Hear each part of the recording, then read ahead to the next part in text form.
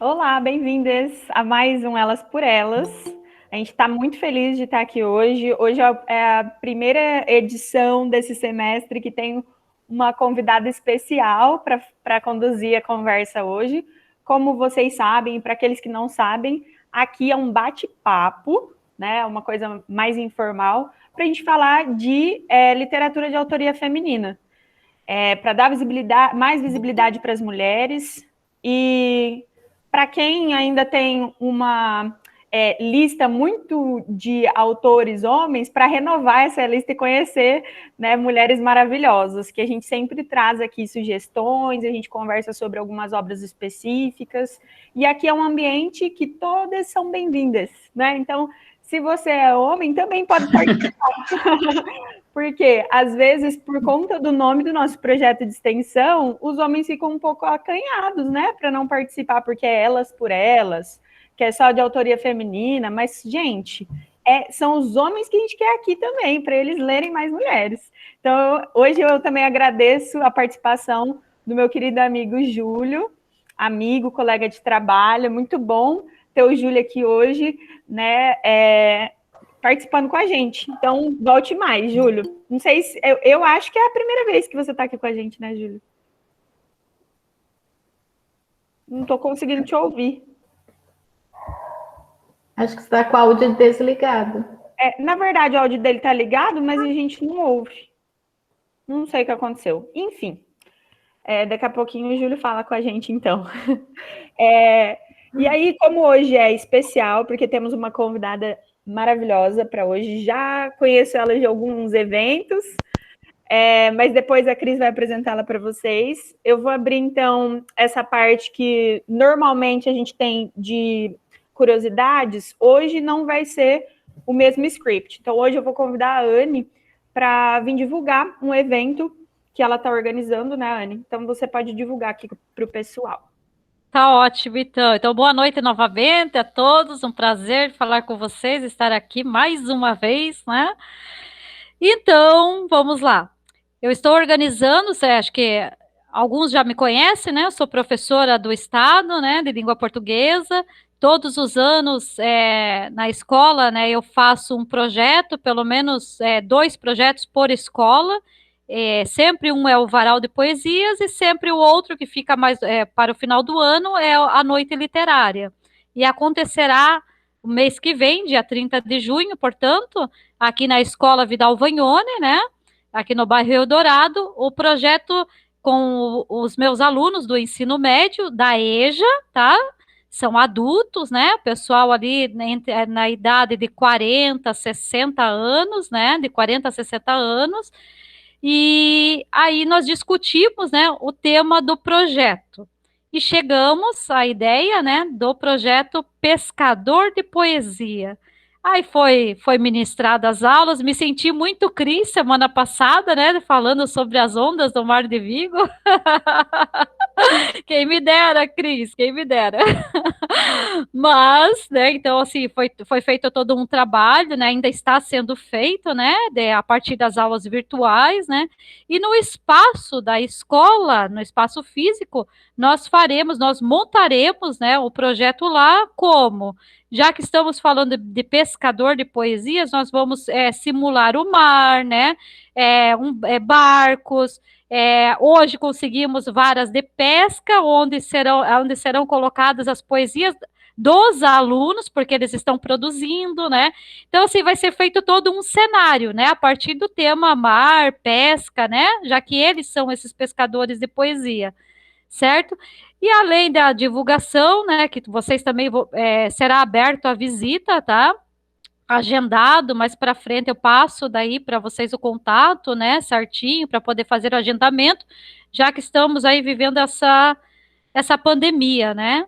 E teremos divulgação. Oi. Teremos Oi. Ah, não, desculpa, pessoal, só um pouquinho. Desculpa, estava com outro Meet ligado, tá? Minha vida tá uma loucura mesmo. E sim, eu estava falando que esse evento vai ser divulgado, né, pela RPC e pela TVCI, né, o jornal Folha do Litoral, né, e mais algum jornalismo que agora eu não me recordo, certo? E além dessa divulgação, né, desse trabalho, porque ele realmente está sendo já, desde já, maravilhoso, né, depois eu vou colocar lá no grupo do WhatsApp para vocês, tem o convite virtual, assim como tem o convite físico também. Já até mandei para a Cris, né, e depois eu coloco para todos lá, certo? E além da divulgação, né, eu queria pedir ajuda de vocês, como fiz em um outro projeto, que foi o Café com Júlia, né, a Júlia da Costa, que foi um evento também maravilhoso e que me rende frutos até hoje, né, já 2 anos passados, e ainda rende frutos, né, e como esse também, se Deus quiser, também vai render muitos frutos. E como nesse outro, eu pedi ajuda no sentido, como foi um café, eu pedi ajuda assim, de xícaras, né? De objetos, né? Que para compor o quarto de Júlia, né? E, enfim, e para esse eu peço a ajuda de quem tiver vara de pesca, pode ser emprestado, não precisa doar, tá? É só emprestado. Eu posso até colocar o nome de quem está emprestando no objeto que vai, né? Que possivelmente possa emprestar. Eu tenho um barquinho de madeira em casa. Eu tenho uma vara. Eu tenho uma rede lá encostada. Porque eu fiquei surpresa, né? Com os meus alunos que conhecem outros pescadores, né? Que têm vizinhos pescadores e eles estão atrás de objetos. Garrafa de vinho vazia, pode ser cheia também, a gente comemora, não tem problema, tá? Eu aceito. Porque nós vamos fazer como antigamente, né? As garrafas mensagem, certo? A gente vai fazer barquinho de jornal, como criança fazia, né? Eu fazia, pelo menos quando era criança. Então, assim, vai ser um cenário maravilhoso. Porém, nós precisamos de materiais, né? Eu posso doar papel celofane azul. Eu posso doar aquele tecido tule. Tudo daí dentro do tema, né? Azul, né? Eu posso. Qualquer coisa que vocês puderem doar ou emprestar, tá? Então, assim, porque nós estamos tendo dificuldade, sabe? Nunca tive dificuldade antes com os outros projetos, porque eu podia correr atrás, né? Eu ia até a casa da pessoa e ficava, né, à vontade. Assim, agora a gente não pode, né? Embora quem vai fazer a doação ou vai emprestar um objeto, eu vá ter que ir até vocês, né? Mas a gente vai com segurança, a gente faz tudo dentro, né, das nossas limitações do momento, certo? Então, assim, fica aberto, tá? Não precisa se manifestar agora, pode me chamar depois lá no WhatsApp, né? Eu estou no grupo do Elas, certo? Meu nome é Ânia, e aí quem puder nos ajudar, até mesmo com ideias, tá? Eu não quero me estender hoje, porém eu queria falar também sobre os outros projetos que estão encaminhados, né, que é o projeto que eu postei lá no Elas, que é o Poesia que Sangra, né, que a Rede Globo tem parceria, certo? Eu queria até comentar sobre esse, sobre outro também, então nós estamos com 3 projetos aí engatilhados, né, mas esse é o que mais está assim, me incomodando no sentido do cenário, tá? Então, assim, quem puder ajudar, agradeço. Quem puder ir até lá no dia 30 de junho, das 2 às 4 da tarde, aberto ao público, tá? Quem puder ir prestigiar, eu vou colocar lá no WhatsApp, vou fazer uma divulgação no Facebook, tá bom? Então, fica aí o meu pedido de coração, tá? Não só para os empréstimos, para as doações, mas o mais importante é que vocês possam irem até o local, né? Irem até a escola, né? Prestigiar esses alunos, porque é um esforço lindo, gente. Essa semana, nós vamos levantar de madrugada para fazer um documentário com os pescadores. Então, assim, tá uma coisa muito bonita, sabe? Eu queria que vocês prestigiassem, certo? Então, não vou me estender, né? Desculpa, Gabriela. Não, imagina. Eu acho importantíssimo divulgar esse projeto, né? Depois, num outro encontro, você pode falar melhor dos outros projetos que você tem em andamento, mas só queria reiterar que eu conheço os projetos da Anne, conheço esse da Júlia da Costa, ela fez um sobre Don Quixote também, e ela sempre tem um cuidado com a estética, com a decoração, que é muito importante Exato. também, né? Esse da Júlia da Costa, pessoal, todos os objetos do cenário, desde a mesa, do quarto, né? Realmente eram louças e objetos de mais de 100 anos, né? Porque Júlia da Costa tem mais de 100 anos, da sua morte, né? Então, assim, nós pegamos tudo de época, tudo, realmente, tudo. Até tinha o varal, né? Onde colocamos as poesias dos alunos, intercalados com panos de prato de mais de 100 anos. Então, assim, tem que ser impecável, um trabalho desse tem que ser, né? Não é só uma coisa, não é exibição, não é nada, não tem nada a ver com exibição, mas exige, né? Nós temos que finalizar a EJA, né? Ela é por semestre, então, julho, a gente encerra esse semestre com esses alunos. E eles merecem isso, né? Eles merecem uma coisa excepcional, né? Com excelência mesmo. Então, assim, eu me dedico muito, amo o que faço, amo ser professora, amo meus projetos, e o que eu puder fazer para ser um profissional e uma pessoa de excelência, eu vou fazer. E conto com a ajuda de vocês. Anne, eu só queria te fazer uma sugestão, eu não sei se vocês já pensaram nisso, mas para quem não se sente, por exemplo, confortável de ir até a escola ou esteja distante, né? Tem muitos participantes aqui do Elas por Elas, por exemplo, que estão em outras cidades. Eu, por exemplo, estou aqui no Mato Grosso do Sul. Por que não sei se vocês vão fazer, mas poderia fazer uma live para você mostrar tudo e a gente entrar nessa live e ver. Eu acho que seria super legal. Sim. Não, eu até não fiz o comentário, mas à noite, na parte da noite, que é o horário da aula deles, vai ser transmitido pelo Facebook, ao vivo daí, porque o evento continua, né? Que legal. No espaço físico. Não, com certeza. É no espaço físico das 2 às 4 e à noite continua no horário de aula deles.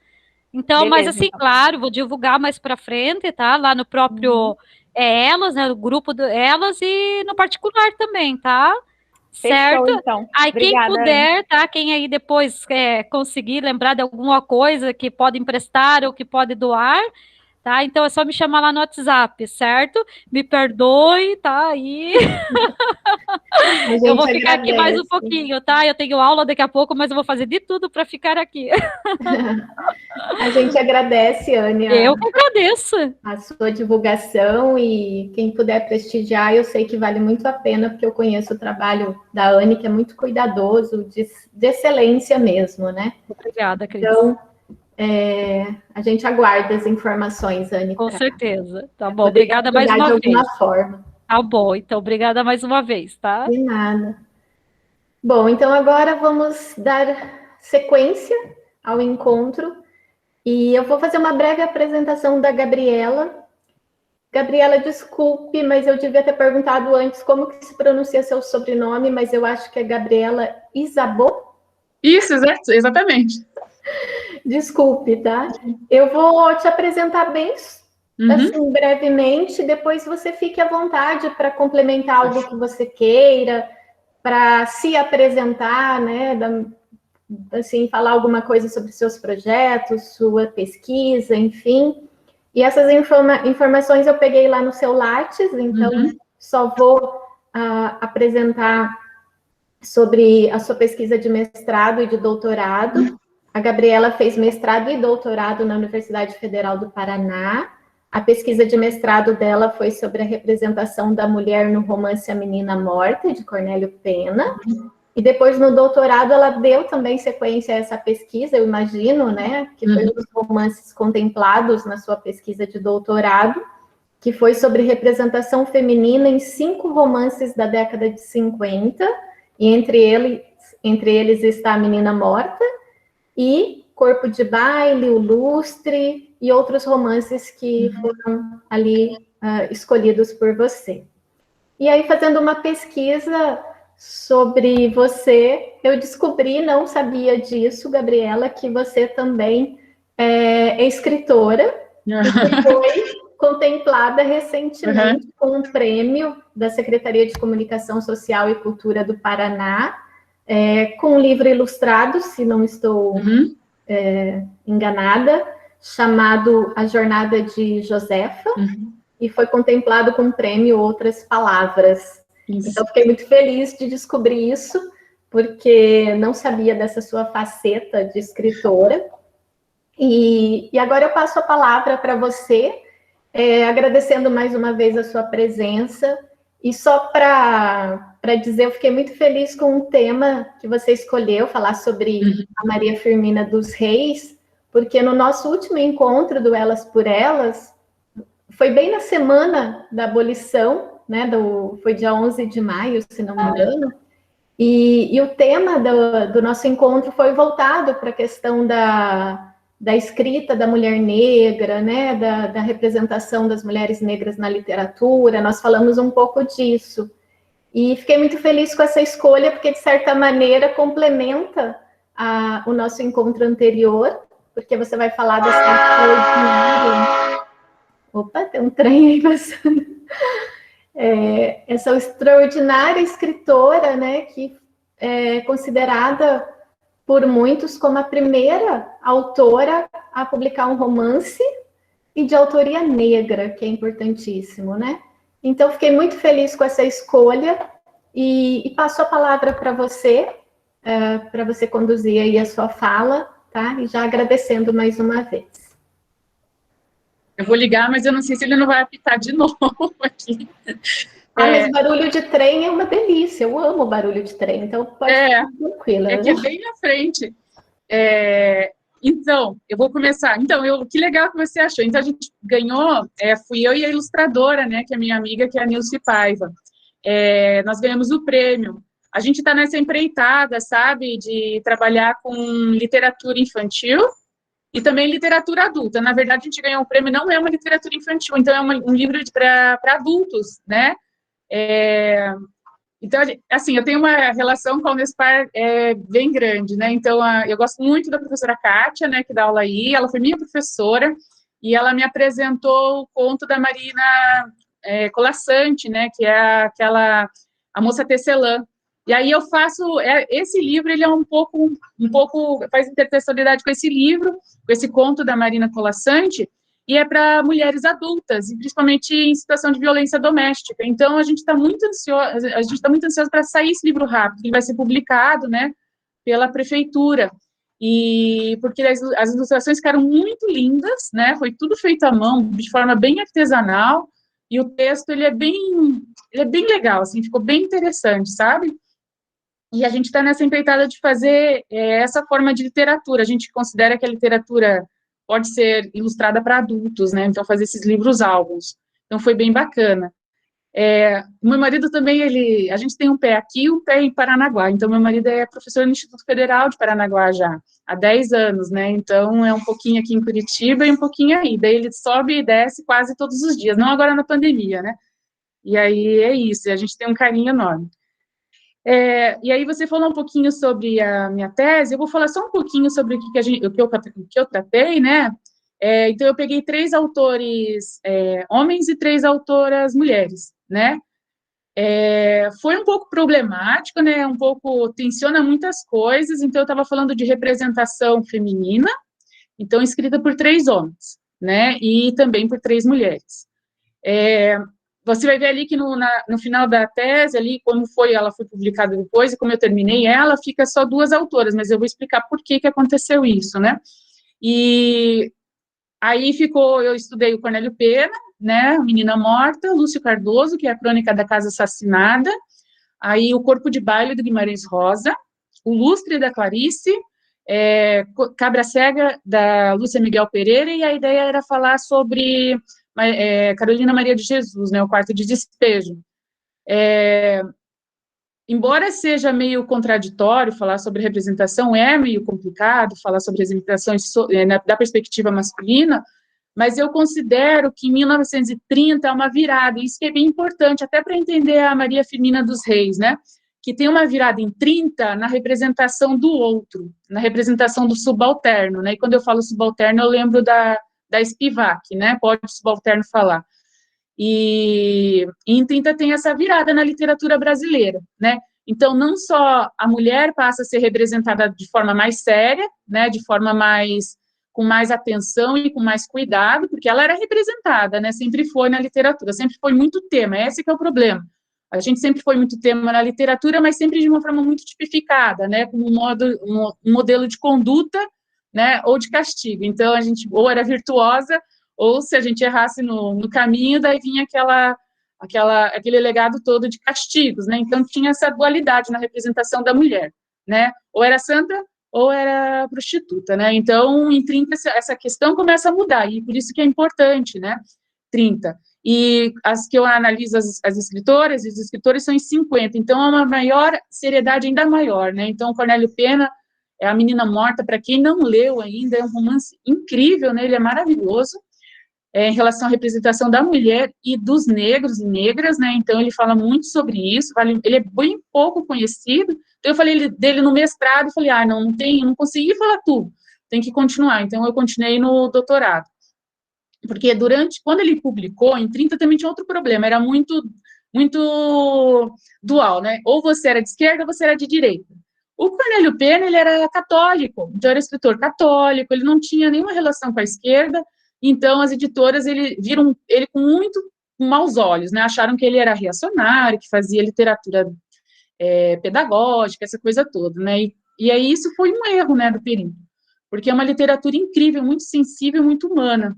É a mesma coisa com o Lúcio Cardoso, a mesma coisa. O Guimarães Rosa, eu acho que já não tem muito esse problema, mas a questão que eu pego no Guimarães Rosa, que eu considero que corpo de baile, o próprio nome já diz, né, que são como se fosse um corpo de bailarinas, né, então, para mim, que ele só está falando realmente sobre a condição feminina, né, esse é o principal tema dele, né, principalmente sobre a prostituta, então ele faz uma análise ali que é incrível, né, e aí a Clarice me interessou, porque a Clarice muitas vezes é conhecida só pela introspecção, que é uma autora introspectiva, então eu tentei ver como não, né, ela tem uma questão de leitura social muito importante, né, e essa leitura social, aí também é importante para a gente entender Úrsula, né, durante muito tempo a mulher foi vista como incapaz de fazer qualquer leitura social, qualquer interpretação social e política, econômica no Brasil, né, então a gente sempre ficou apartada disso, né, como se a gente só fizesse introspecção e soubesse falar sobre si própria, né, então a mulher só sabe falar sobre sentimentos, sobre romance, essa coisa de falar sobre política deixa para a sala, né, para os homens, a cozinha, as mulheres falam sobre o assunto. Então, essa ideia de que a escrita feminina é diferente, né, então é uma coisa totalmente cultural, né, que a gente tem. Então, a Clarice tem, sim, uma análise social importantíssima, né, A Hora da Estrela é muito social, né, o Lustre é muita leitura do Brasil, e o Cabra Cega, da Lúcia Miguel Pereira, que também é bem pouco conhecida, e é maravilhosa, uma autora muito legal, também faz essa leitura da sociedade, né, então, só o romance dela, O Cabra Cega, se passa em plena década de 50, 60, mas ela faz como se fosse Casa Grande Senzala ainda, sabe, no pleno bairro do Rio de Janeiro, então, como se tivesse a Casa Grande e a Casa de Empregados é uma senzala, então não dá para você dizer que é um romance que se passa em 60, nos parece que é do período da escravidão, né, e isso que me interessou nela. E aí, a Carolina, eu ia dedicar um capítulo todo às negras, né, à representação das negras, mas a gente começou a ver que é tanta coisa, e ainda hoje eu vejo que é tanta coisa que a gente tem que falar, porque, assim, é o que a Spivak fala, né, para você estudar a mulher branca é uma questão, né, a gente é oprimida, mas a mulher negra, ela é duplamente oprimida. Então, seria uma outra tese você falar sobre representação da negra. E meu orientador falou isso, e eu tive noção que eu precisaria escrever mais 200 páginas, eu já tinha 200 e não tinha tempo, né? Eu falei, então, no lugar de fazer uma coisa mal feita, é melhor não fazer. E a Carolina, ela ficou excluída, mas eu deixo bem claro na tese que ela foi excluída, que ela estava no projeto, mas por causa dessa questão, né, que quem lê a questão da mulher negra sabe que é muita coisa para falar, que é muita coisa para a gente aprender ainda, né, e aí ela ficou de fora. E falando um pouquinho sobre isso, então, que eu comecei a falar para vocês, né, que 30 marca esse período de uma representação do subalterno diferente, né, uma forma mais séria e diferente dessa dialogia da mulher exemplo e da mulher que não é o exemplo, né? E aí eu abro falando como a Maria Firmina dos Reis mudou isso tudo, ela já estava falando isso tudo em 1850, né? Então, quando eu insisti para a Cris, porque eu pensei assim, eu posso falar sobre outras, eu estou com um projeto de pós-doc, que eu quero falar sobre como as mulheres, aí eu só vou pegar mulheres, né, latino-americanas, que seriam chilenas, argentinas e brasileiras, como elas representaram as ditaduras, né? Então, como as mulheres viram as ditaduras na América Latina. Então, seriam 2 chilenas, entre elas a Isabel Allende, 2 argentinas, uma delas é a Maria Teresa Andrueto, e 2 brasileiras, uma que é bem pouco conhecida como literatura adulta, que é a Ana Maria Machado, que escreveu sobre a ditadura, tem o Tropical Sol de Verão, e aí eu queria falar um pouquinho sobre essa parte dela, ela faz um romance incrível, sabe? E então seria essa questão que eu poderia ter falado, mas eu decidi a Maria Firmina dos Reis, porque primeiro que já estava fresca, eu mergulhei bastante nela para a palestra anterior, e porque também a gente ainda está no mês que completou, né, a gente comemorou, né, a abolição, a gente fala comemorar, mas é uma coisa complicada, né.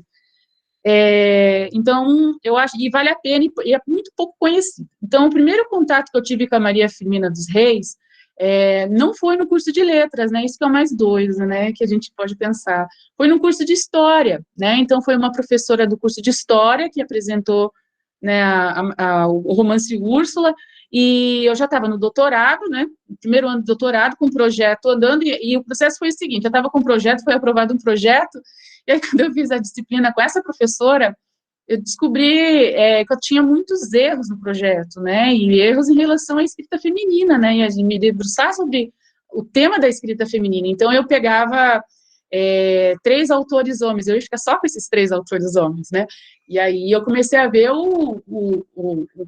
a lacuna que tinha no meu projeto, né, e aí por isso que eu acrescentei essas 3 mulheres e coloquei a própria questão da escrita feminina e representação delas por elas mesmas e elas sendo representadas por eles. Então, isso tornou um problema no projeto. E aí, a Maria Firmina dos Reis também abriu essa questão toda. Por que tanto silenciamento, né?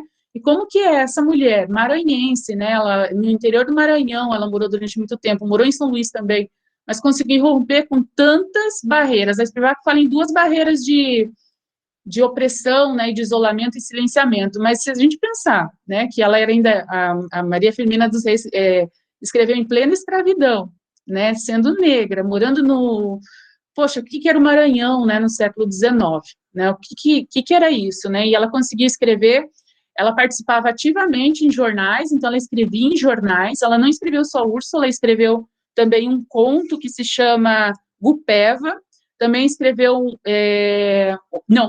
Gupeva é um romance indianista, e também escreveu contos que se chama Escravo, e também poesia, que é uma coletânea de poesia que se chama Contos à Beira-Mar, né, então ela escreveu bastante, e também era professora do ensino básico, né, então ela foi a primeira pessoa a colocar o ensino misto lá no Maranhão, né, então ela misturou, em pleno século XIX, meninas e meninos, né, na mesma sala. E aí isso gerou uma grande repercussão, né, acabaram acabando com a escola dela, mas mesmo assim, até ela se aposentar, até velhinha, ela lecionou para jovens e adultos, né, analfabetos. Então ela foi uma pessoa extremamente engajada, né, politicamente e na educação, né, então essa é a Maria Firmina dos Reis, né, uma pessoa que eu admiro demais, então é uma das autoras que eu acho que rompeu com mais barreiras na literatura, né, então essas são as obras dela, e aí eu passo para uma questão importante para a gente pensar, que é sobre, então ela escreveu durante o período do romantismo, né, e quantas coisas que ela enfrentou em relação à literatura e ao período do romantismo, né, quando me apresentaram ela, foi assim, então a professora de história me apresentou, mas no curso de letras, eu escutei assim, mas eu acho que ela só repete a fórmula romântica, né, e então eu fui com esse olhar, né, para a obra, né, eu falei, bom, vamos ver então, né, e foi um susto, gente, quando eu comecei a ler, porque aí você vai com aquele formato do romantismo, esperando encontrar um encontro entre um moço e uma moça no começo, né, e aquela história toda, então, no máximo que a gente pode encontrar de um romance abolicionista no Brasil, assim, né, nesse período que é bem conhecido, por exemplo, Escravizaura, né, e que é muito citado nos estudos sobre Úrsula, né, Então, mas tem uma série de problemas ali, né? Então, a escravizaura é branca, né? Então, ela tem toda essa questão de que ela merece essa virtude toda, porque ela é branca, né? Então, existe essa questão do branqueamento. E quando a gente vai num romance como Úrsula, a gente não vê nada disso, né? Ela quebra com tudo isso, né? Eu tirei uma citação aqui da Rita Terezinha Schmidt, que eu queria ler para vocês. Algumas citações eu vou ler, que eu anotei aqui, que ela fala assim, né, sobre esse período romântico.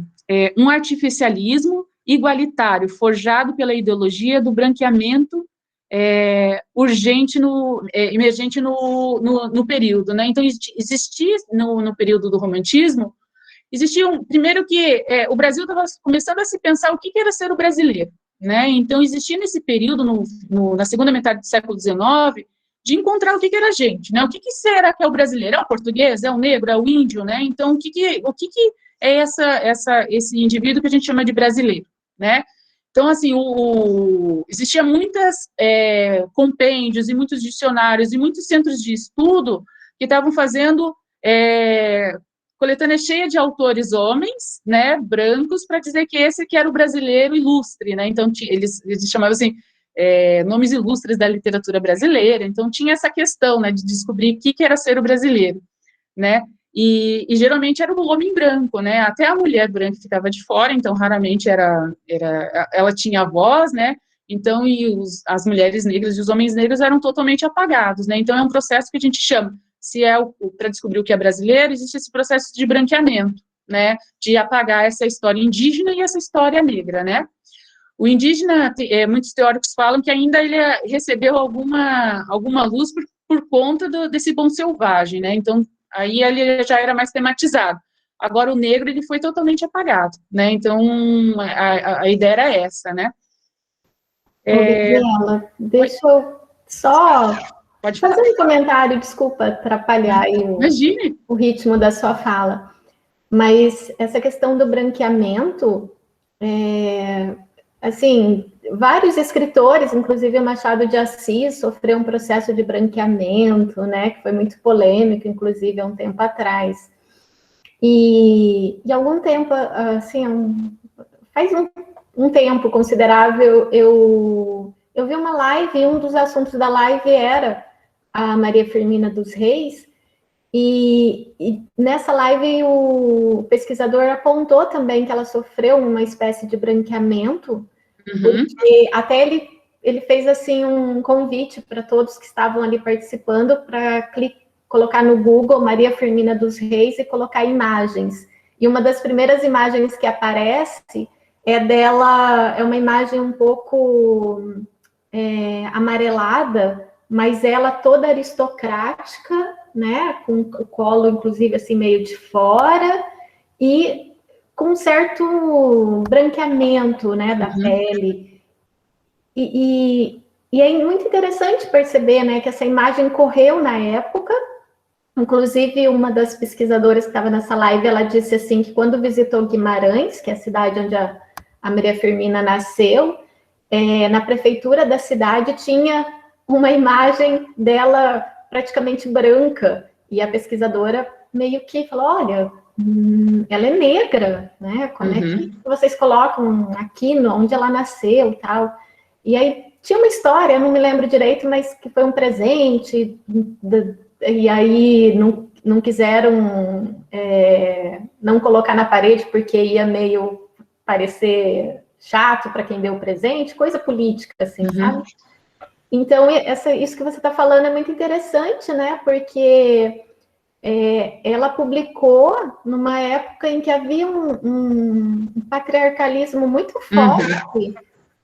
E ainda, né, ela fala de causas abolicionistas, como você falou ali da escrava, né, que tem a ver com o indianismo, do romantismo, e como, né, ela foi audaciosa nesse sentido, porque ela foi duas vezes audaciosa como mulher e como negra, porque, aí só para complementar isso que você estava falando, ela dá voz aos escravos, né? Coisa que me parece que é uma novidade até então na época, né? Você falou da escravizaura, mas a escravizaura é até branca, e não é ela que se posiciona como voz narrativa.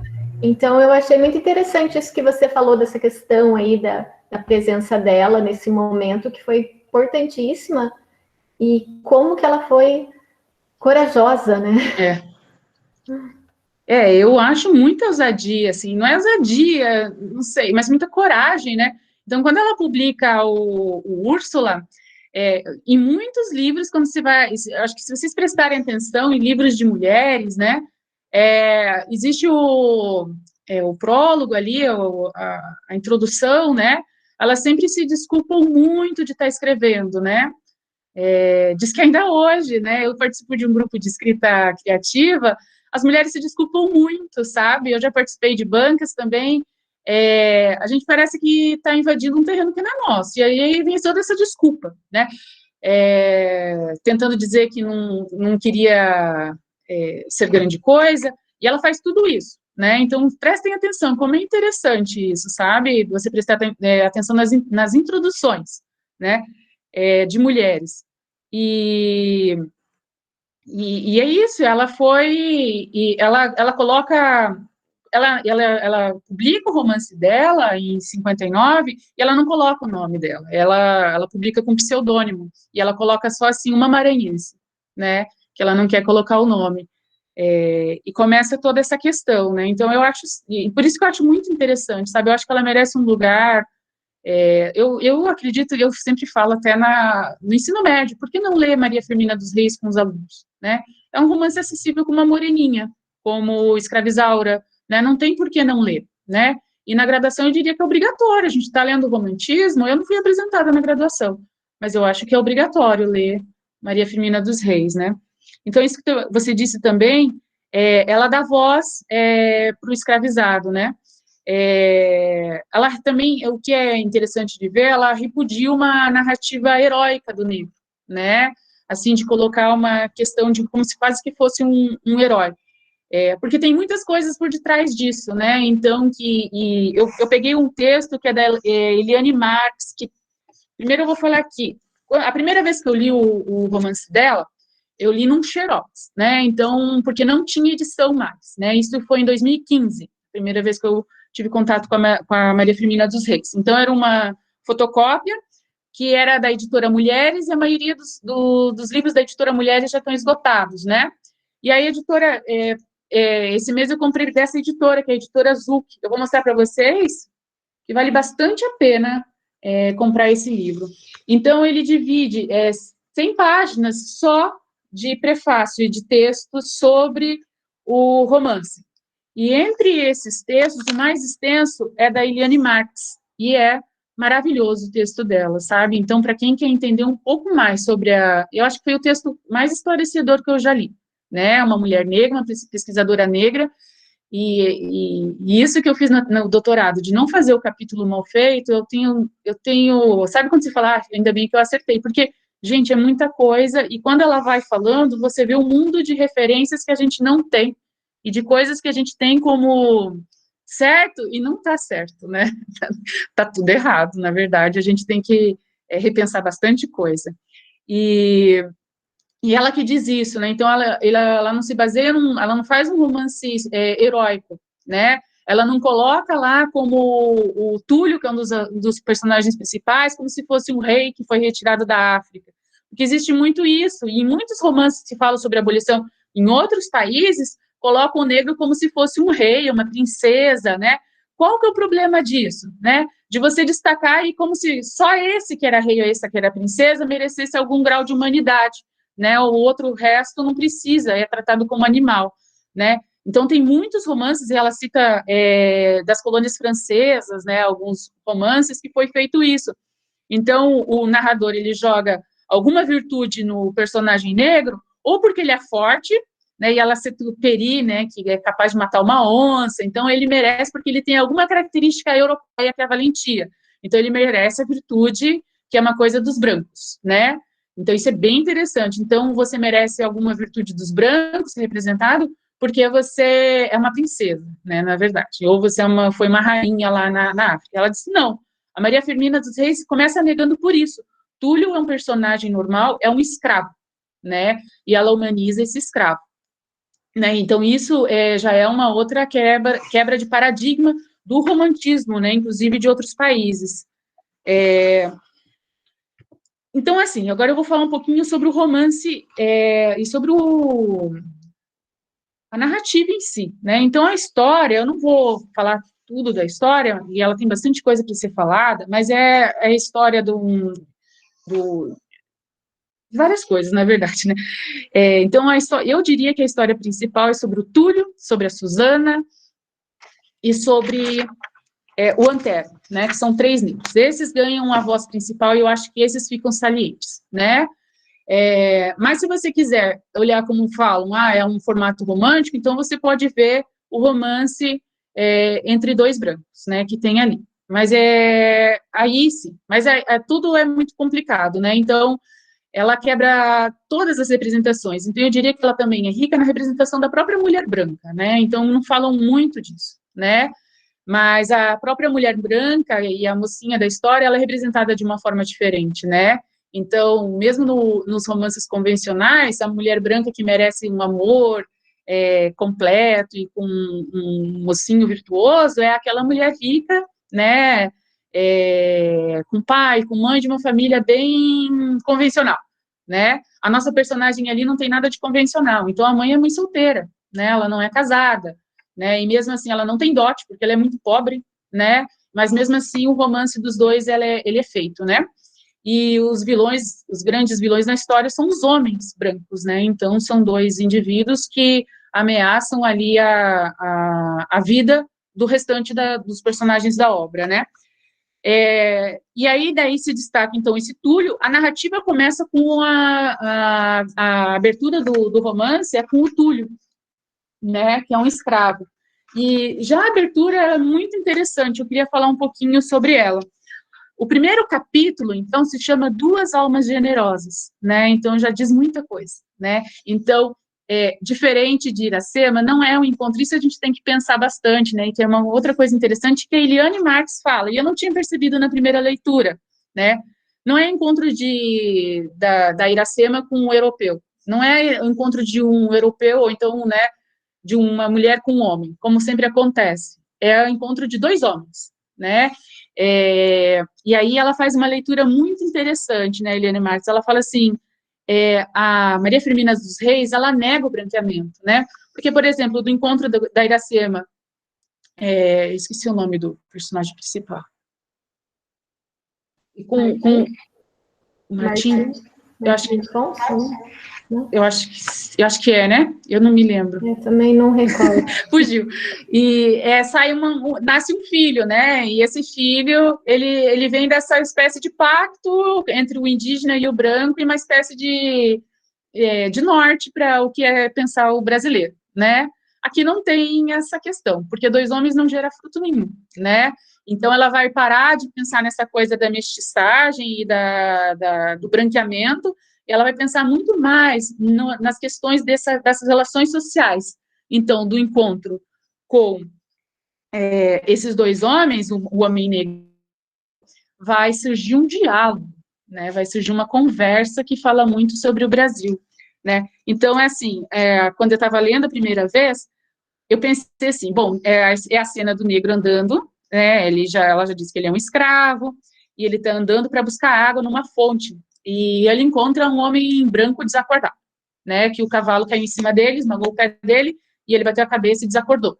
E a cena que ela cria para um leitor que está chegando é de que esse negro tem todas as oportunidades de matar esse branco, né? De uma forma de vingança, né? E você pensa, bom, ninguém está olhando, a gente até justifica, se acontecer, tudo bem, né?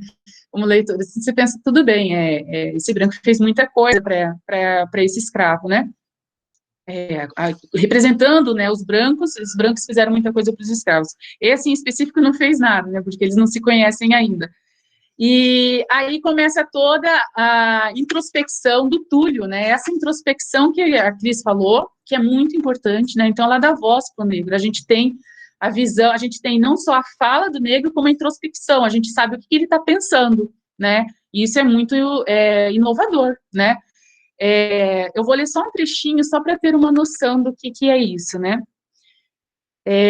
Começa com a voz do Túlio, tá? Então, quem está falando agora é o Túlio. Ele diz assim: que ventura, então disse ele, erguendo as mãos ao céu, que ventura poder salvá-lo. O homem que assim falava era um pobre rapaz, que ao muito parecia contar 25 anos, e que ria franca expressão de sua fisionomia. Deixava adivinhar toda a nobreza de um coração bem formado. O sangue africano fervia-lhes nas veias. O mísero ligava-se à odiosa cadeia da escravidão, e embalde o sangue ardente que herdara de seus pais, e que o nosso clima e a servidão não puderam resfriar. Embalde dissemos, se revoltava, porque se lhe erguia como barreira o poder do forte contra o fraco. Aí eu pulo um pouquinho e diz assim: coitado do escravo, essa é a voz do narrador, nem o direito de arrancar o imo do peito um queixume de amargura e dor.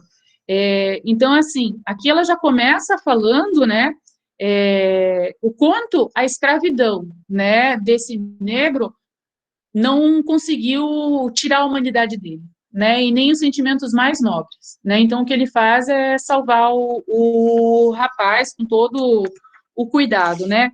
Quem pensa que o Túlio poderia matar é eu como leitora, não o Túlio. O Túlio não passa isso na cabeça dele, né, então ele não diz isso em nenhum momento, ele salva o rapaz, e em troca disso ele ganha a liberdade, né? Então esse branco vai lá e dá alforria para ele, né? Assim que se recupera.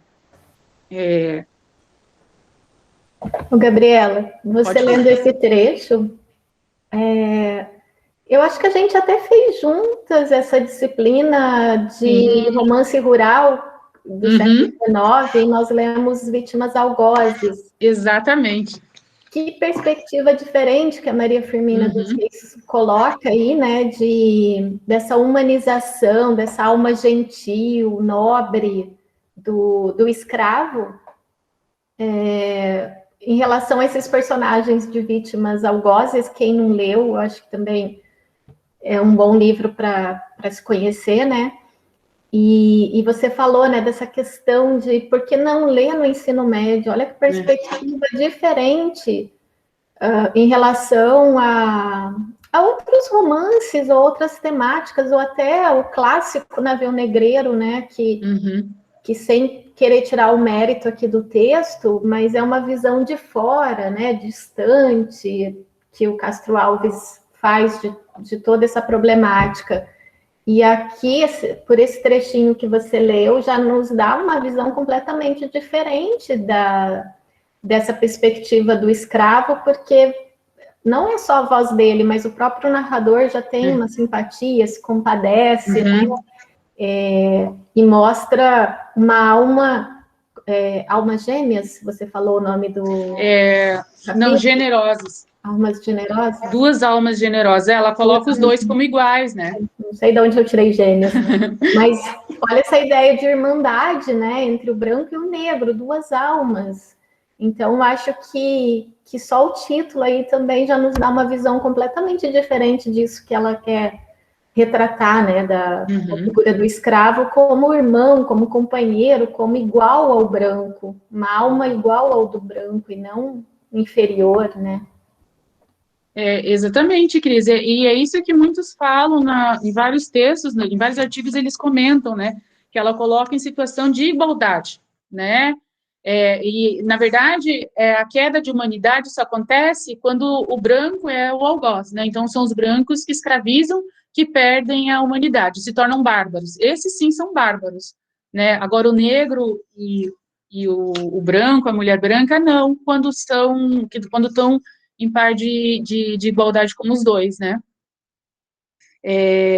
Então, você comentou, eu trouxe o Vítimas Algozes, que é esse aqui, né? E a gente leu com o Fernando Gil e foi bem interessante, né? No mesmo evento que eu falei, o meu professor Luiz Bueno comentou alguma coisa sobre uma moreninha, né? E ele estava falando um pouco, eu vou usar o termo que ele usou, que é a naturalização do sofrimento do negro, né?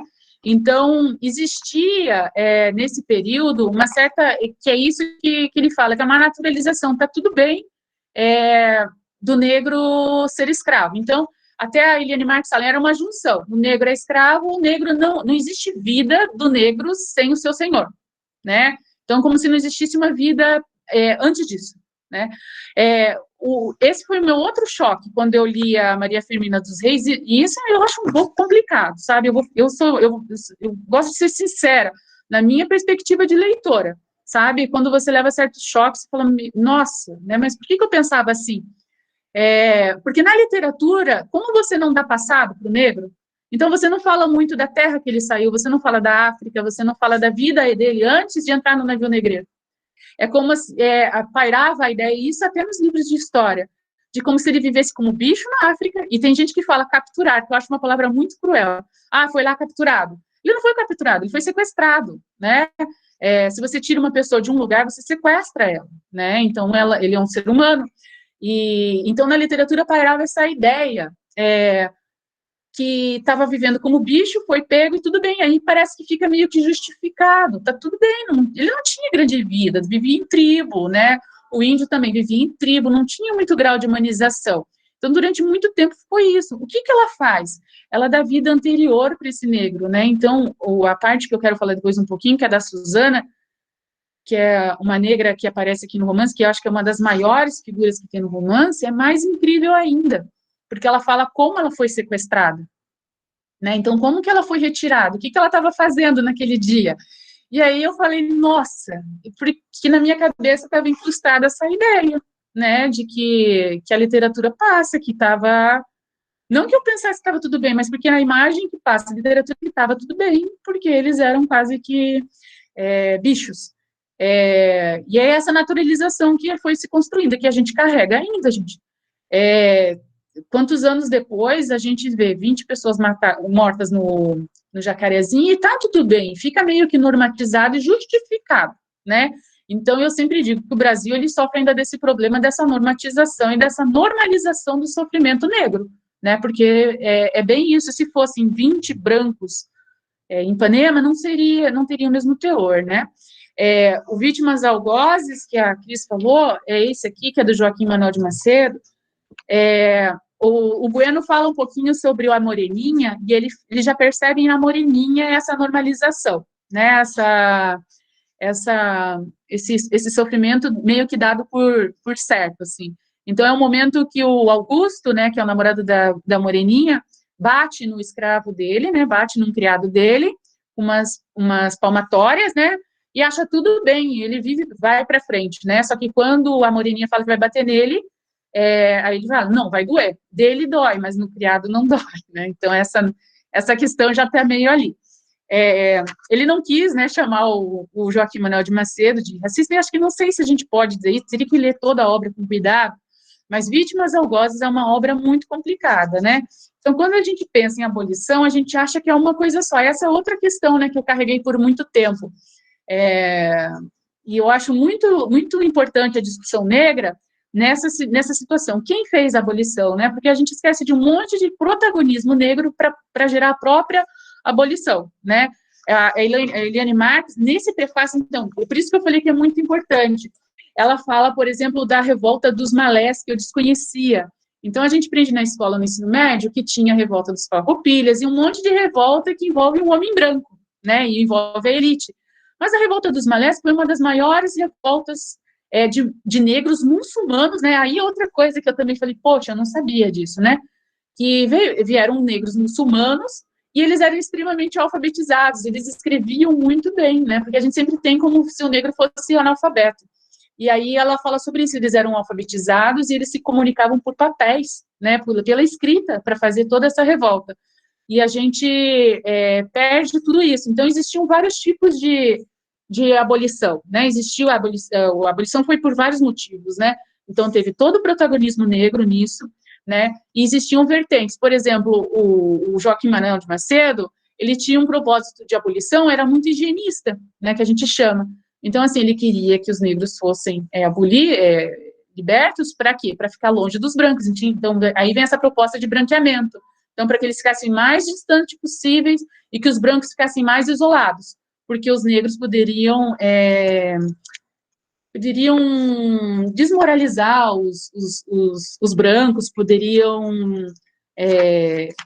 enfim, não fazer eles ficarem sempre no bom caminho que os brancos sempre estão. São 3 contos que eles falam, que tem nesse livro, e os contos eles sempre têm um final muito complicado, né? Que é aquela coisa, então o branco sempre deu tudo para o negro, colocou ele dentro de casa com umas mucamas, mas no final ela faz uma atrocidade, né? Então parece que é meio quase impossível de você evitar que os negros façam alguma coisa muito cruel, né? E eu vou ler só um pedacinho, só para ter noção do que o Joaquim Manuel de Macedo está falando naquele período, né? O Joaquim Manuel de Macedo vai publicar esse livro, Vítimas Algozes, exatamente 10 anos depois de Úrsula, né? Então, ela escreveu antes dele, né? Então, para a gente perceber como era possível ter uma mentalidade diferente. A gente sempre justifica o período. Ah, não, mas é que todo mundo pensava assim. Não, a Úrsula está falando outra coisa, né? Não pensou porque não quis, né? Não conseguiu ouvir essa voz que estava falando, né? Eu vou escolher um outro pedaço, esse aqui. Então, esse fala sobre a mucama, e diz assim: a mucama não tem a educação da senhora moça. A natureza animal é tudo nela. O escravo não crê na pureza da donzela, nem na fidelidade da esposa mais nobre. Admite somente que a falta de oportunidade ou de ocasião para ser má seja o que mantém a honra das famílias. A observação é cruel e injustíssima. O juízo do escravo é infamemente torpe, mas ele julga conforme as ideias e a vida da escravidão. E aqui fala um pouquinho sobre os donos, né, dos escravos. Então, daí vem aquela ideia que ainda corre no Brasil, de que a escravidão foi boa, e o Gilberto Freire contribuiu muito disso, né, então, de você adocicar muito a escravidão, né, então, mas não foi tão ruim assim, né, e até hoje, né, tem gente dizendo que não foi tão ruim assim. Nunca, em parte alguma do mundo, houve senhores mais humanos e complacentes do que no Brasil, onde são raros aqueles que nos domingos contêm presos no horizonte da fazenda os seus escravos. Em regra, todos fecham os olhos ao gozo amplo do dia santificado. Então, assim, o título se chama Vítimas Algozes, né? E aí eu pensava, no começo, pensei assim, ele vai falar um pouco que o escravo às vezes é vítima e às vezes é algoz, e o branco também, às vezes é algoz, mas também pode ser vítima. Não, é só o negro que é algoz, né? E o branco é sempre vítima desse sistema, né? Então, por isso que deve vir a abolição para acabar com tudo isso, para manter o branco afastado do negro, né? Então, só para perceber a diferença de mentalidade, né? E o quanto é importante, eu acho, a gente pensar no que a Maria Firmina dos Reis está falando, né? E o quanto é importante recuperar. Sem contar que eu acho o texto delicioso de ler, eu acho ele muito bom, muito legal, e, na verdade, eu não consigo perceber justificativas para não ler, né? Para não... Uhum. Eu estava louca para comentar. Comente. Não, é que enquanto a Gabriela estava falando, eu pensei um pouco assim, o quanto a gente fica cego, né? Principalmente assim, pela nossa educação. Começa lá na escola, daí na graduação também a gente não tem acesso a esses textos, por exemplo, né? Não são apresentados e tal, e a gente acaba conhecendo só lá na pós-graduação, só quando a gente já está, sabe, indo um pouco mais a fundo nas pesquisas e tal, e isso ainda é muito real, né? Eu acho que tem algumas participantes aqui conosco que dão aula na escola e podem até falar para a gente como que está agora, mas eu não me lembro de ter ouvido falar da Maria Firmina dos Reis na escola, e também não tive nada que falasse dela na graduação que eu me recorde, assim. A Ana Cláudia está aqui, ela fez graduação na mesma faculdade que eu, na mesma universidade que eu, não sei se ela ouviu falar dessa autora, mas eu não, né? E aí eu fico pensando, porque eu também pesquiso mulheres latino-americanas, né? Mas não tem esse recorte racial. E aí, como que a gente sempre tem representações literárias de muitos eventos históricos que trazem outra perspectiva, né? Que trazem uma perspectiva daquele que não é o vencedor, ou aquele que não tem um privilégio, né, socialmente falando. E como é importante a gente resgatar isso e fazer isso que a gente está fazendo hoje, por exemplo, né? De conversar sobre esses autores e tentar espalhar isso, para que isso chegue nas escolas, para que a gente que está na graduação dá aula sobre isso também, para mudar isso, né? Porque quando você fala também de mecanização / naturalização, que foi o que o professor Luiz também abordou, né, na fala dele, e do exemplo que você trouxe de agora, né, Gabriela, de Jacarezinho, hoje mesmo eu vi uma notícia que as investigações dessa chacina vai ficar em sigilo por 5 anos. Eu ouvi também. Quando que isso ia acontecer se fosse o contrário, né? Quando que isso ia ficar em sigilo, né? Até o caso da Marielle Franco, como que ainda não apareceu nada?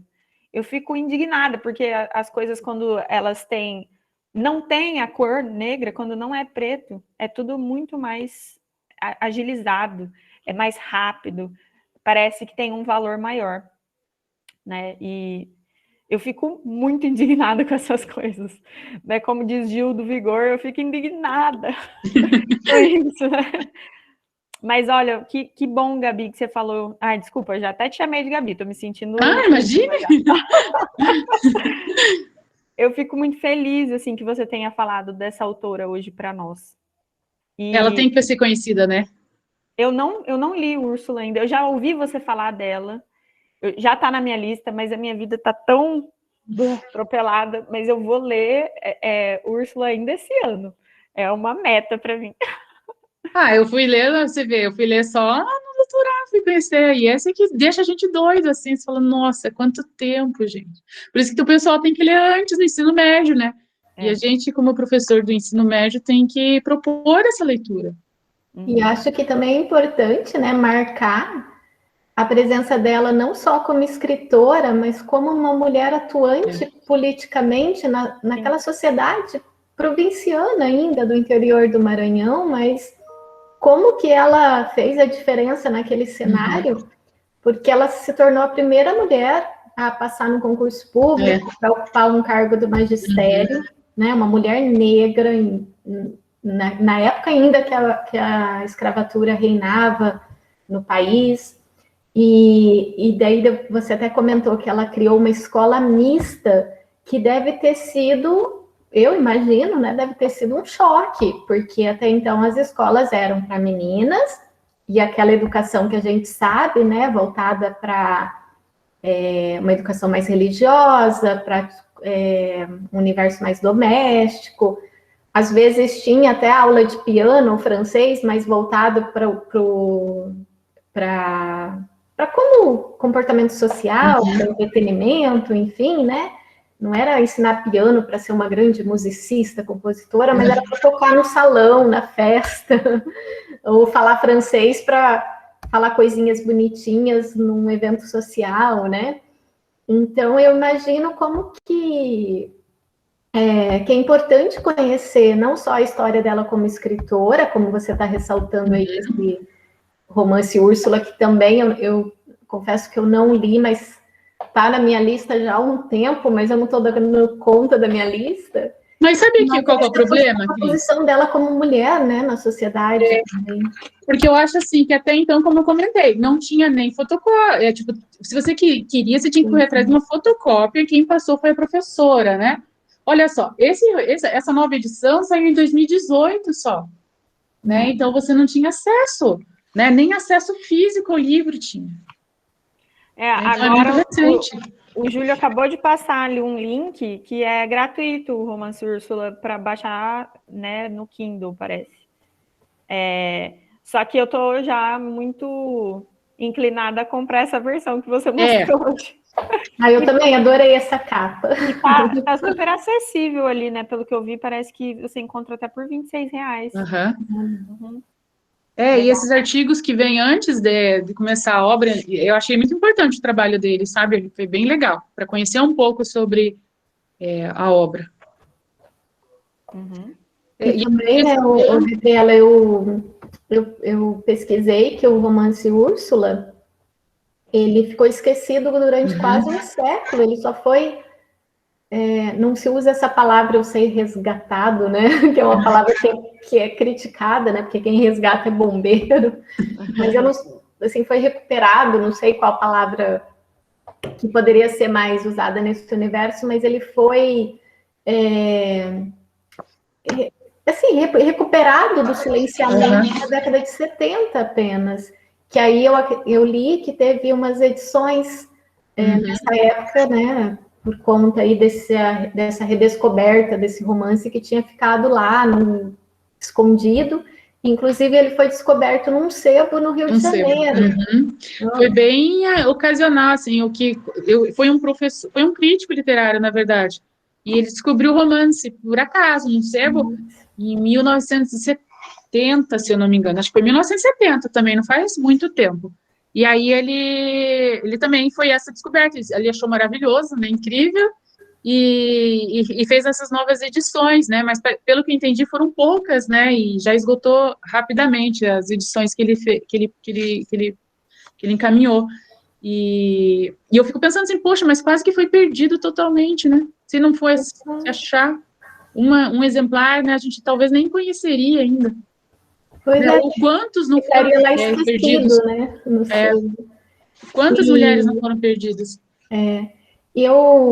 A Jordana tinha comentado, bem na hora eu ia comentar também, mas eu gostei muito disso que você falou, né? Que o romance, pelo que eu entendi, ele aborda praticamente duas narrativas, né? Que é aquela narrativa mais romântica, mais sentimental, mais amorosa, que é a história da Úrsula com o Tancredo, que sofre esse acidente que você nos contou aí. E tem também uma história que me parece, até você falou que a história mais interessante é a dos escravos, então, simultaneamente essa história, esse enredo amoroso, tem esse outro enredo, que é a história dos três escravos, né? Sim. Toda a questão abolicionista que é envolvida aí nessa trajetória narrativa. Então, eu achei, assim, formidável, porque eu não sabia até então dessa dimensão da narrativa contada pelos próprios escravos nesse romance, porque eu achava, assim, na minha concepção, que falava mais desse universo sentimental e romântico por causa até da época, enfim, né? Eu fiquei, assim, mais com vontade de ler ainda por saber disso, porque ele foge um pouco desse formato romântico também, e nos apresentar essa outra questão, né? Que para a gente é tão importante e atual também.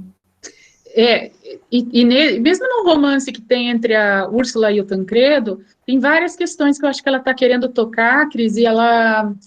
Por exemplo, eu já falei dessa questão que ela é uma menina pobre, né? Então ela não cresce com o pai. Então, isso era uma coisa muito complicada, né, para a época, né?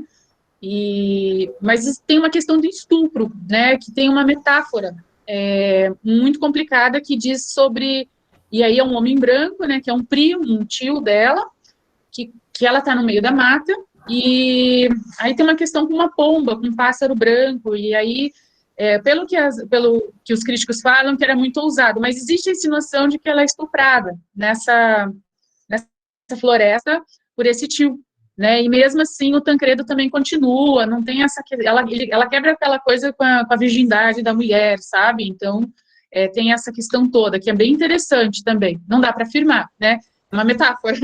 Mas será que ela fala assim, desse modo tão metafórico e simbólico, por causa ela, uma mulher negra, falando de um estupro? Pois é, aí talvez seria muita ousadia, né? Mas que existe, ela é bem interessante, assim, daí tem que ler com bastante cuidado, que existe uma metáfora com um pássaro que sai sangrando, sabe? E é bem legal, assim, é bem interessante, dá para pensar. Nossa, eu gostei, adoro uma simbologia. Eu li de novo e falei, eu acho que tem alguma questão aí, sabe? Toda com o bosque, com a metáfora, metafórica com essa questão. Eu só queria terminar falando um pouquinho sobre a Suzana, que eu não queria Ai, deixar. sim, quero muito saber sobre a Suzana. Então, a Suzana, ela vai aparecer, né? Aí existe todo um capítulo, né? Que ela tem voz, né? Que ela está falando. É um encontro do Túlio. Eu diria que é um dos melhores capítulos da literatura, porque ela é incrível, brasileira.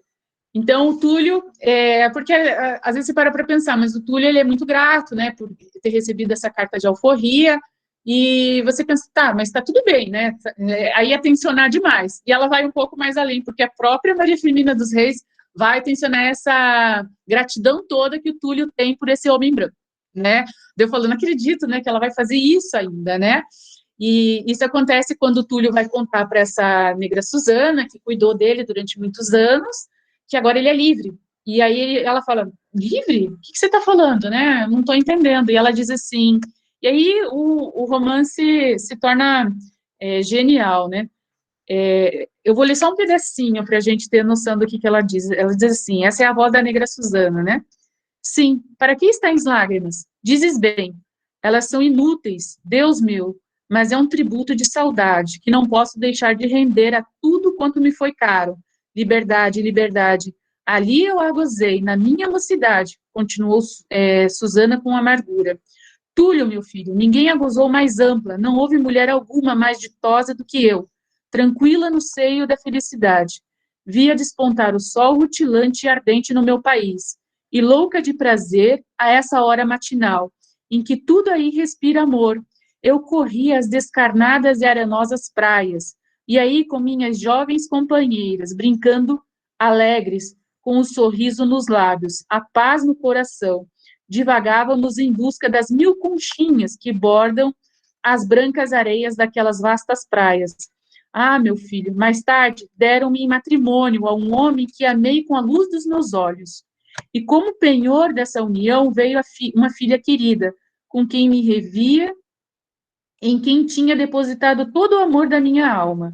Uma filha que era a minha vida, as minhas ambições, a minha suprema aventura. Veio selar a nossa tão santa união. E esse país de minhas afeições, e esse esposo querido, e essa filha tão extremamente amada. Ah, Túlio, tudo me obrigaram os bárbaros a deixar. Oh, tudo, até a própria liberdade. E aí ela salta um pouquinho e fala um pouquinho no dia do sequestro, né? E fala assim, tinha chegado o tempo da colheita, o milho e o inhame, e o amendoim eram em abundância nas nossas roças. Era um desses dias em que a natureza parece integrar-se toda a brandos folgares. Era uma manhã risonha e bela, como o rosto de um infante.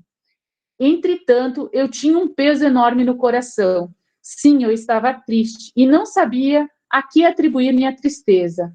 Era a minha primeira vez que me afligia tão incompreensível pesar. Minha filha sorria-se para mim. Era ela gentilzinha e, em sua inocência, semelhava um anjo. Desgraçada de mim. Deixei-a nos braços de minha mãe e fui-me à roça colher milho. Ah, nunca mais devia ouvi-la. Ainda não tinha vencido 100 braças no caminho, quando um assobio que repercutiu nas matas me veio orientar acerca do perigo iminente que aí me aguardava. E logo 2 homens apareceram e amarraram-me com cordas. Era uma prisioneira, era uma escrava. Foi embalde que supliquei em nome de minha filha que me restituíssem a liberdade. Os bárbaros sorriam-se das minhas lágrimas e olhavam-me sem compaixão. Julguei enlouquecer, julguei morrer, mas não foi-me possível. A sorte me reservava ainda longos combates, quando me arrancaram daqueles lugares onde tudo me ficava: pátria, esposo, mãe e filha, e liberdade. Meu Deus, o que se passou no fundo da minha alma, só vós o pudestes avaliar. E aí ela fala sobre o navio negreiro, como aconteceu.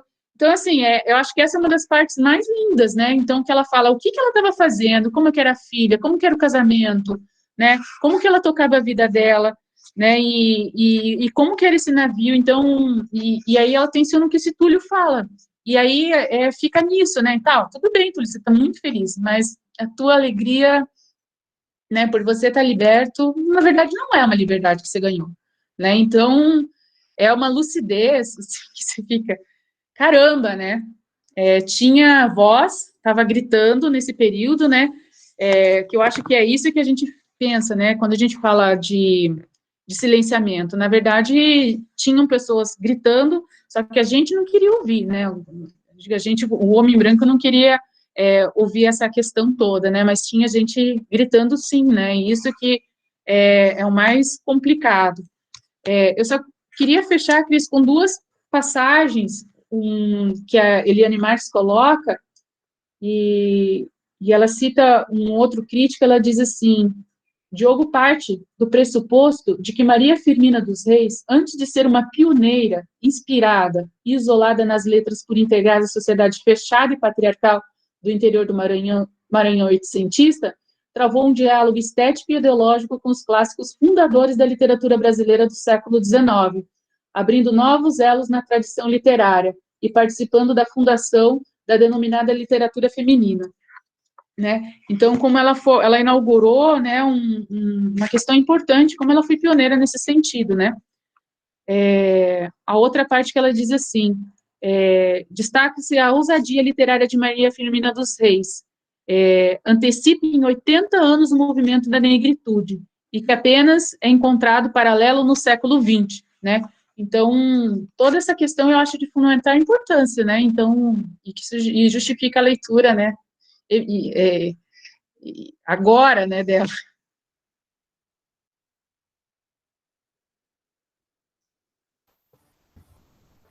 Bom, nossa, eu adorei esse trecho que você leu da Suzana, porque realmente, né, nos dá uma dimensão incrível de todo o pertencimento, de toda a história, de toda a memória que ficou esquecida, né? Aquilo que você falou, parece que a vida deles começou do navio negreiro e a chegada aqui, né, no Brasil. Parece que tudo que foi vivenciado, tudo isso que faz parte da memória, da cultura, da fala, da religião, foi extinto, assim, abruptamente, né? E acho que essa ideia, como você disse, do sequestro, tem muito a ver com isso, né? Esse apagamento tão repentino de toda a memória, cultura e de todo esse pertencimento. E apagar tudo isso é uma forma de poder, a gente sabe, né?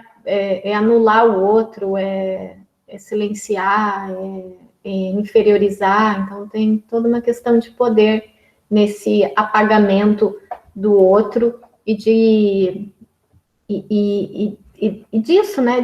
De trazê-los para cá dessa moda, dessa forma, aliás, tão violenta. Então, eu acho que esse é um romance aí que nos faz pensar muita coisa, assim.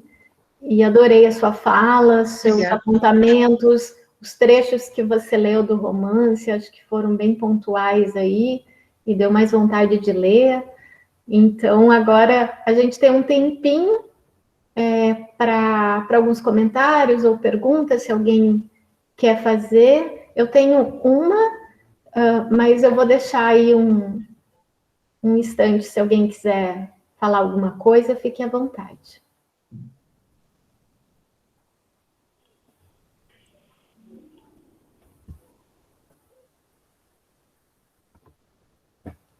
Ninguém?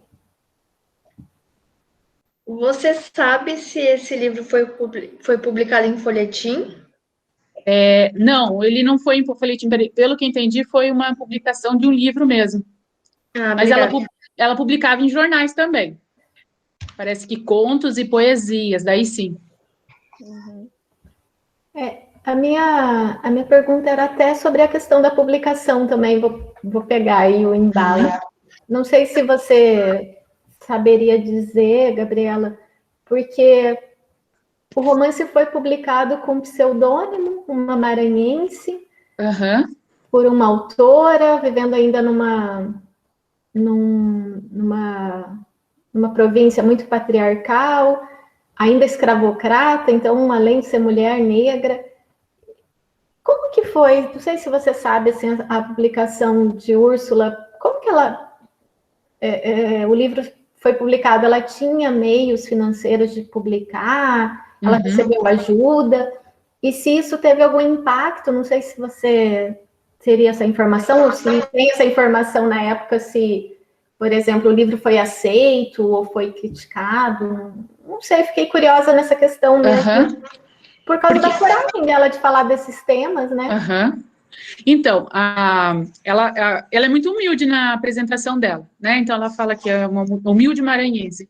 Só que, assim, a Maria Firmina dos Reis, ela tinha... parece que é meio nebuloso ainda, mas o que se tem certeza é que ela era filha de branco com negro, né? Ela era negra, mas ela era uma filha bastarda fora do casamento, né? Então, tinha mais essa questão ainda, né? Que naquele período, você ser uma filha bastarda, e eu acho que é por isso que ela também toca nesse assunto em relação a Úrsula, né, que também é uma filha bastarda, né, também não tem um pai, não tem esse casamento.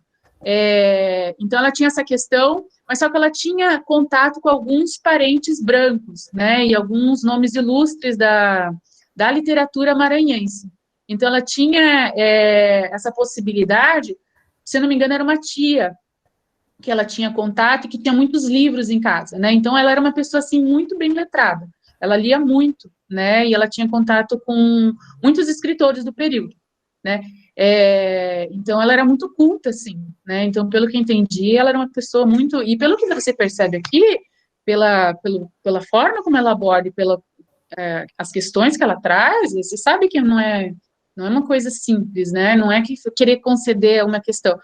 E quando ela publica no Maranhão, sai uma nota, eu não achei aqui, mas é bem interessante, é na Marmota Maranhense, que ela também trabalhava, e o crítico, um homem, né, branco, elogia muito o livro dela, né, então que ela toca em assuntos e que ela é muito astuta, então ele usa esse termo, né, que ela foi muito astuta na hora de escrever, e recomenda a leitura, mas só que, pelo que parece, foi esquecido depois, né, então ela foi sufocar.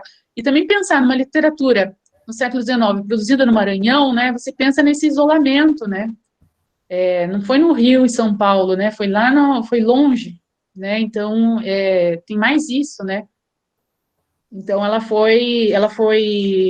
teve esse crédito, eu não sei no quanto que ela foi lida, isso não aparece, não consegui achar, só que ela foi admirada, ela recebeu no jornal um elogio.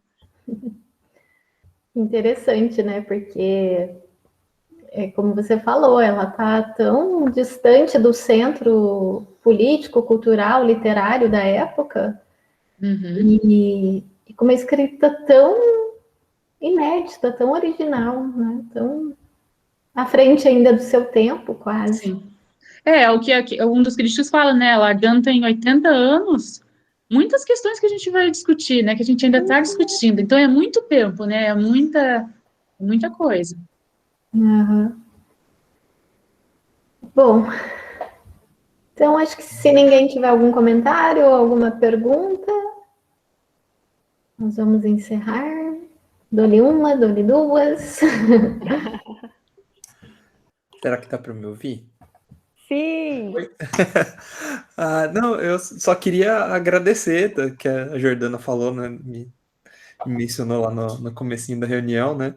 É muito legal poder participar de uma atividade tão interessante. Agradecer a Gabriela, que eu estou aprendendo bastante sobre literatura, né? Que não é minha área, mas eu gosto pra caramba, então é sempre bom ter essas oportunidades, né? Da gente, né? É o que a Cris falou, né? Coisa do tipo, agora eu vou me divertir com uma coisa boa, né? Então, é legal ver o quanto que esse panorama histórico traz perspectiva para a gente, e acho que é muito gostoso de ver como ainda esses pontos de resistência precisam ser, né, demarcados na nossa história atual, né, como a gente ainda tem um número, né, muito pequeno de autoras comparado, né, com os homens, né, das mulheres negras, e a gente tem toda essa...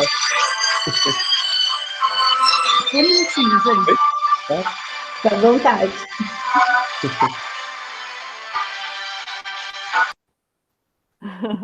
Tá.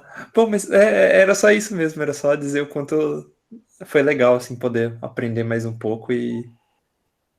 Ai, que bom, Júlio. Obrigada por A participar gente com a gente. agradece, né, a presença. Eu que agradeço. Gabriela, Tem um comentário do Gabriel ali, perguntando se tem alguma recomendação de poemas dessa autora, se ela escreveu poemas. Ela escreveu, deixa eu só achar aqui o nome bem certinho dos poemas dela, se chamam Contos à Beira-Mar.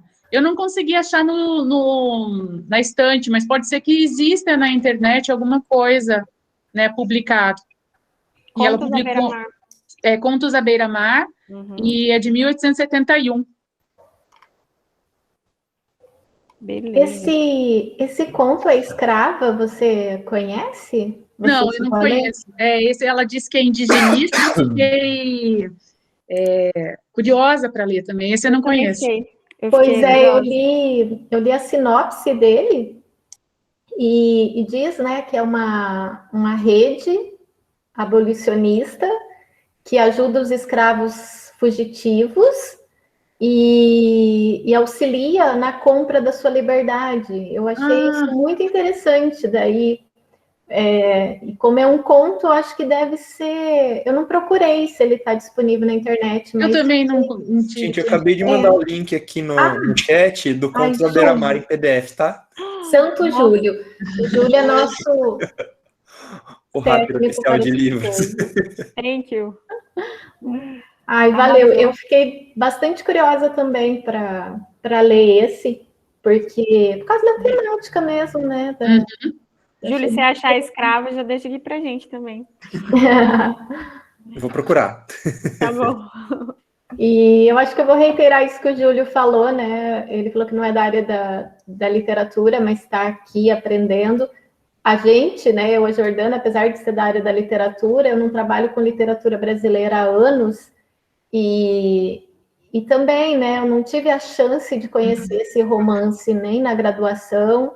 No mestrado, eu fiz uma disciplina de crítica feminista, eu me lembro que a professora, a Lúcia Osana Zolim, da UEM, falou numa aula sobre a Maria Firmina dos Reis, mas a gente não chegou a ler o romance, lemos outros, desconhecidos também, que eu adorei conhecer. Então, eu acho que foi uma oportunidade da gente, que é da literatura, também aprender mais sobre literatura, sobre essa autora que é tão importante, né?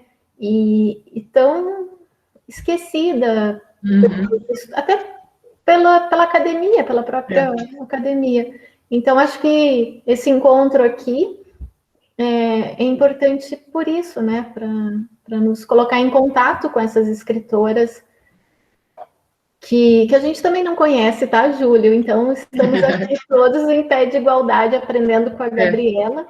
Verdade. E agradeço mais uma vez, Gabriela, a sua presença. Eu que agradeço. A fala foi muito rica, muito significativa. Anotei aqui um monte de referências que você falou. Então, gostei demais da sua apresentação. Eu que agradeço pelo convite, foi um enorme prazer. E eu vou tentar divulgar o que a Anne comentou do projeto nas escolas e pedir ajuda lá para o Instituto Federal também de Paranaguá. Agradeço. A gente tem contato com a direção lá, falar para eles dar uma mexida lá também. Que bom, agradeço muito a oportunidade, agradeço a Gabriela, né? Foi maravilhoso, eu estou aqui só escutando, aqui viajando, tá? E assim, eu queria só encerrar, não vou ler uma poesia inteira, só vou ler o final de uma poesia de minha autoria, tá?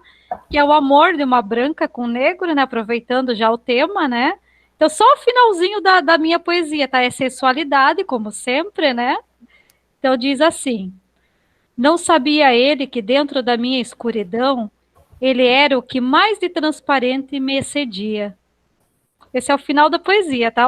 Em outra oportunidade eu leio ela por completa. Tá bom? Obrigada. Gabriela, a Anne é a nossa poeta aqui do grupo, tá? Ela, além de ser professora, é escritora também. E nos conte, Anne, quando sair seu livro, porque eu sei que está aí em processo de... Sim, esse ano eu estou muito atrapalhada, apareceram assim muitos projetos, né? E esse lá com a parceria da Rede Globo é o que mais está me tomando tempo, né? E fora as aulas, né? Eu trabalho manhã, tarde e noite. Chique que ela é, gente. Parceria com a Rede Globo. Muito chique essa Mas mulher. esse ano eu fecho. Para eles, Jane. Eu Apresento. quero virar apresentadora, eu quero parar de dar aula. Então vamos junto. Esse ano, então, vai ser o ano para fechar os projetos, mas ano que vem eu volto, né, para os meus livros, porque eles estão abandonados, e assim, a Cris, né, já vou antecipar, né, a Cris vai escrever o prefácio de um deles, né, do Latifúndio 40, que são 40 poesias, que fala sobre a Covid, né, e aí agora vocês já estão sabendo, né, que é a Cris que vai escrever o prefácio. Então, assim, mas é que nós estamos sem tempo, realmente, né, esse ano aí. Percebo, né? Eu estava falando com vocês aqui e tinha outra Meet ligada, né? Então, assim, é uma loucura. Mas o ano que vem eu retorno para os meus livros, continuo escrevendo, né? Pela madrugada.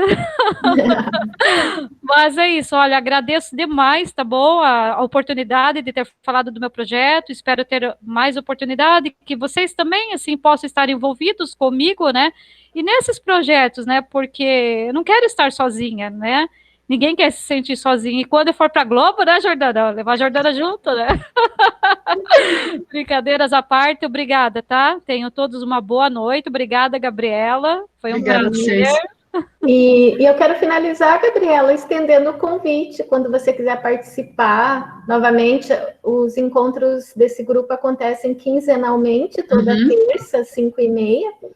E a gente tem, assim, convidadas que vêm apresentar uma autora, como hoje, né? Tivemos a sua presença aqui. E em outras ocasiões, eu e a Jordana que fazemos as apresentações. Então, no dia que você tiver um tempinho, quiser dar um respiro, né? Vocês têm um WhatsApp, né? Isso. Eu vou pegar o link que a Jordana lá no comecinho mandou, né? Isso, é um grupo que a gente também compartilha eventos, né? Tem esse seminário sobre mulheres que vai acontecer na Federal do Paraná, a gente compartilha lá. Então, é um espaço para compartilhar sobre livros, eventos sobre mulheres também. Adorei. Então, está convidadíssima a participar. Tá bom. Muito obrigada, viu? A gente que agradece e agradeço a presença de todas e de todos. Acho que a Viviane queria falar alguma coisa. Vivi, vai, aproveita aí que a gente... Viviane, desculpa. Já está finalizando.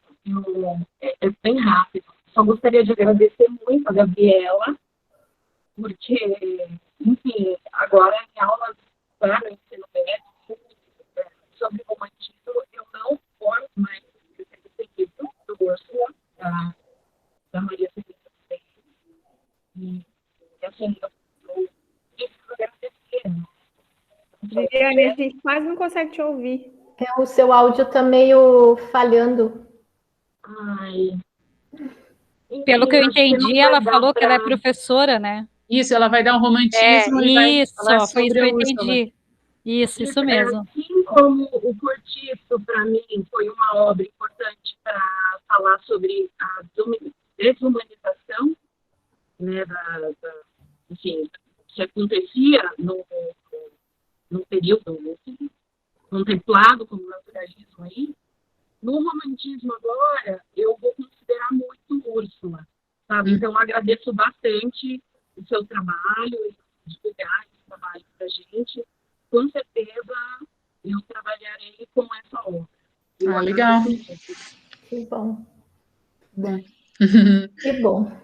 Então é isso, a gente encerra por aqui, agradecendo a presença e nos encontramos daqui 15 dias novamente. Tá bom.